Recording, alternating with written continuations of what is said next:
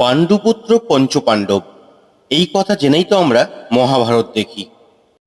কিন্তু পাণ্ডুর এক অভিশাপ ছিল যে তিনি যেদিন নারীর সাথে সঙ্গমে যাবেন সেই দিন তিনি মারা যাবেন। তাহলে তাদের কি করে সন্তান হলো? যদিও পাণ্ডু অভিশাপের সঙ্গে সঙ্গে এই আশীর্বাদও পেয়েছিলেন, তার পত্নী যে ইষ্টদেবের স্মরণ করবেন তার আশীর্বাদে তার পুত্র সন্তানের জন্ম হবে। এবং তাই বংশ বিস্তারের জন্যে কুন্তী প্রথমে ধর্মরাজ যমের আরাধনা করেন এবং যুধিষ্ঠিরকে পান, তারপরে বায়ুর শরণাপন্ন হন, তখন ভীমকে পান, এবং ইন্দ্র শরণাপন্ন হলে অর্জুনকে পান। আর এদিকে মাদ্রী অশ্বিনী কুমারের শরণাপন্ন হতে নকুল ও সহদেবকে পান। কিন্তু কুন্তী কেন তার গর্ভে নকুল সহদেবকে নিলেন না? এই ভিডিও পরের ভিডিওতে আসছে।